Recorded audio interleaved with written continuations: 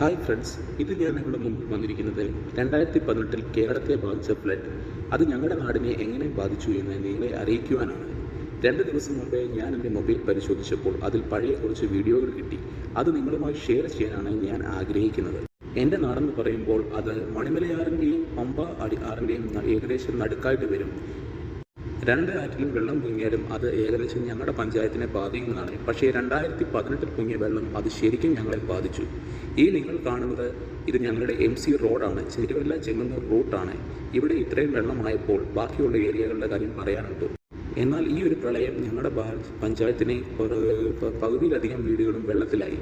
അതിനാൽ പകുതി കൂടുതൽ ആൾക്കാർ ക്യാമ്പുകളിലും ബന്ധുമിത്രാദികളുടെ വീടുകളിലേക്കും പോയി. പെട്ടെന്നുള്ള വെള്ളപ്പൊക്കമായതിനാൽ പലരുടെയും നാൽക്കാലികളെ രക്ഷപ്പെടുത്താൻ കഴിഞ്ഞില്ല, പലതും ചത്തുപോകുകയായിരുന്നു. ഇപ്പോൾ നിങ്ങൾ കാണുന്നതാണ് എൻ്റെ വീടിൻ്റെ ഫ്രണ്ട് വശത്ത്